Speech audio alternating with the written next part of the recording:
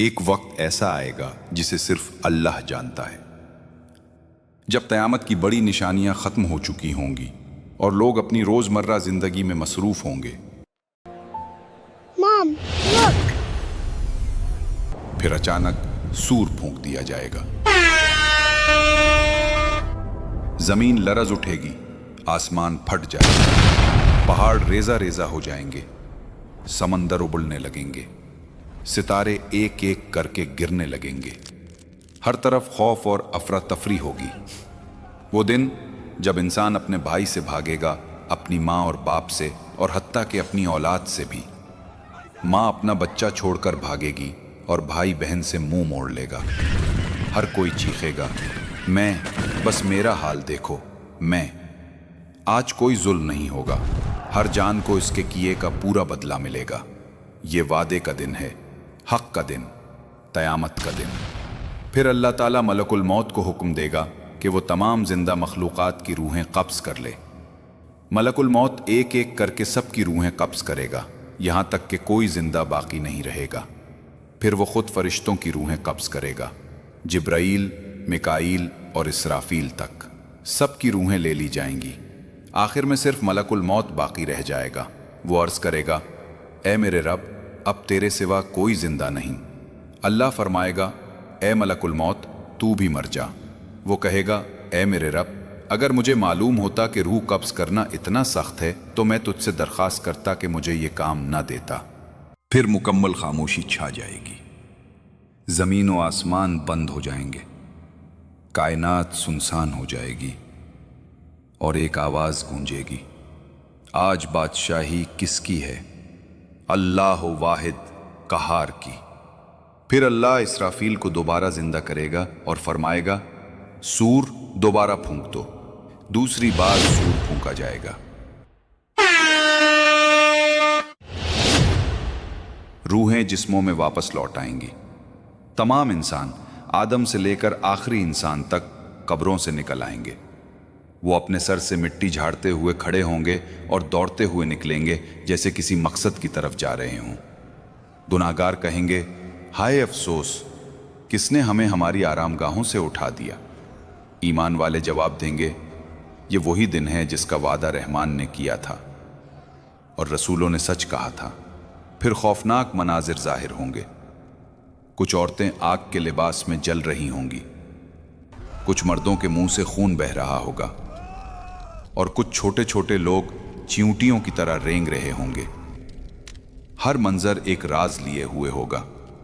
پھر زمین بدل دی جائے گی، ایک سفید چمکتی زمین میں جس پر کوئی نشان یا پہچان نہیں ہوگی۔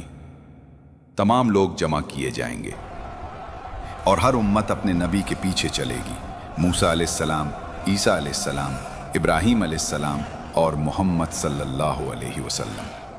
ایک عظیم منظر جو پہلے کبھی نہ دیکھا گیا۔ نبی کا پرچم آسمان میں ستارے کی طرح چمکے گا، ان کی امت سب سے بڑی ہوگی اور ان کے چہرے نور سے جگمگا رہے ہوں گے۔ سورج سر کے قریب لایا جائے گا، ایمان والے عرش کے سائے میں ہوں گے اور گناہگار پسینے میں ڈوبے ہوں گے۔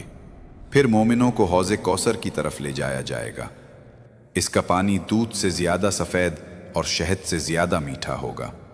وہ نبی کے ہاتھوں سے پئیں گے اور پھر کبھی پیاسے نہیں ہوں گے۔ پھر لوگ آدم علیہ السلام سے کہیں گے، اللہ سے سفارش کریں تاکہ فیصلہ شروع ہو۔ وہ کہیں گے، میں نہیں۔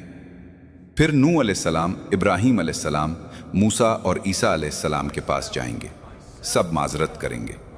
آخر میں محمد صلی اللہ علیہ وسلم کے پاس آئیں گے، نبی عرش کے نیچے سجدہ کریں گے۔ اللہ فرمائے گا، اے محمد صلی اللہ علیہ وسلم، سر اٹھاؤ، مانگو، دیا جائے گا۔ نبی صلی اللہ علیہ وسلم کہیں گے، میری امت، میری امت۔ پھر اللہ کی رحمت نازل ہوگی اور حساب شروع ہوگا۔ اعمال نامے آسمان سے اڑتے ہوئے نیچے آئیں گے، ہر شخص اپنا نامہ اعمال خود پکڑے گا، کوئی نیکی یا گناہ چھوٹا نہیں ہوگا۔ جو اپنا نامہ دائیں ہاتھ میں لے گا خوش ہو کر کہے گا، آؤ میرا ریکارڈ پڑھو، اور جو بائیں ہاتھ میں لے گا کہے گا، کاش مجھے یہ کتاب کبھی نہ دی جاتی۔ پھر راز ظاہر ہوں گے، عورتیں جن کے کپڑے جل رہے تھے वो थीं जो अपने जिस्म की नुमाइश करती थीं। मर्द जिनके मुंह से खून बह रहा था वो थे जो सूद खाते और दूसरों के हक मारते थे, और जो छोटे च्यूंटियों की तरह उठे वो थे जो तकब्बुर करते थे। अल्लाह के फरिश्ते उम्मत मोहम्मद सल्लल्लाहु अलैहि वसल्लम को बुलाएंगे। उनका हिसाब सबसे पहले होगा।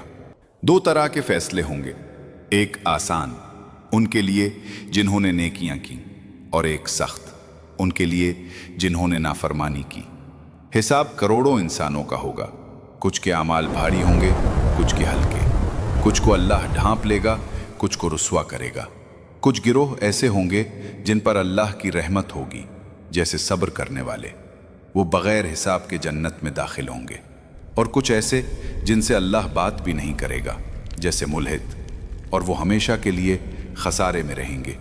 जब फैसला मुकम्मल हो जाएगा तो अगला मरहला शुरू होगा, पिले सिरात को अबूर करने का। आगे क्या होगा? फैसले के बाद पिले सिरात का मकसद क्या है? जन्नत कैसी है? जहन्नुम कैसी है? क्या कोई हमेशा जहन्नुम में रहेगा या निकलने की कोई उम्मीद है?